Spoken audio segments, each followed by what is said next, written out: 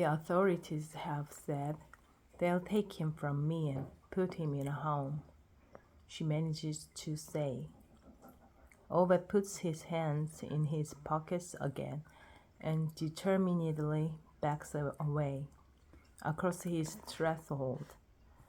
He's hard enough of this. In the meantime, the lanky one seems to have decided it's time to change the subject and lighten up the atmosphere. He points at the floor in Ove's hole. What's that? Ove turns to look at the bit of floor exposed by the loose plastic sheet. It looks as if you've got sort of tire marks on the floor. Do you cycle indoors or what? Says the lanky one. Pavane keeps her observant eyes on Ove as he backs away another step so he can impede the lanky one's view. It's nothing, but I can see it's. The lanky one begins confusedly. It was Ove's wife, Sonia. She was.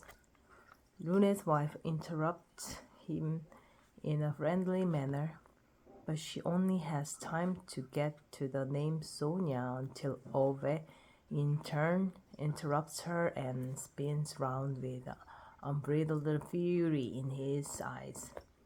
That'll do. Now you shut up. All four of them fall silent, equally shocked. Ove's hands tremble as he steps back into his hole and slams the door. He hears Pavane's soft voice out there asking Rune's wife what all that was about. Then he hears Rune's wife fumbling nervously for words and then exclaiming, "Oh, I'd better go home. That thing about Ove's wife, oh, forget it. All bats like me, we talk too much. Ove hears her strained laugh and then her little dragging footsteps disappearing as quickly as they can round the corner of his shed. A moment later, the pregnant one and the lanky one also leave, and all that's left is the silence of Ove's hole. He sinks down on the stool, breathing heavily. His hands are still shaking, as if he was standing waist deep in ice-cold water. His chest thumps. It happens more and more these days. He has to sort of struggle for a mouthful of air, like a fish in an overturned bowl. His company doctor said it was chronic and that he mustn't work himself up. Easy for him to say. Good to go home and have a rest now, said his bosses at work. Now your heart is playing up and all. They called it early retirement, but they might as well have said what it was. Liquidation, a third of a century in the same job, and that's what they reduced him to. Ove is not sure how long he stays there on the stool, sitting with a drill in his hand and his heart beating so hard that he feels the pulse inside his head.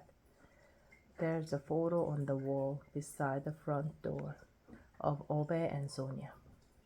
It's almost 40 years old. That time they were in Spain on a couch tour. She's suntanned, wearing a red dress and looking so happy. Ove is standing next to her, holding her hand. He sits there for what must be an hour, just staring at the photo. Of all the imaginable things he most misses about her, the thing he really wishes he could do again is hold her hand in his. She had a way of folding her index finger into his palm, hiding it inside. And he always felt that nothing in the world was impossible when she did that. Of all the things he could miss, that's what he misses most. Slowly he stands up, goes into the living room, up the steps of the ladder, and then once and for all he drills the hole and puts in the hook, then gets off the ladder and studies his work. He goes into the hall and puts on his suit jacket, feels in his pocket for the envelope. He's turned out all the lights, washed up his coffee mug, put up a hook in his living room. He's done. He takes down the rope from the clothes hanger in the hall. Gently, with the back of his hand, he caresses her coats one last time.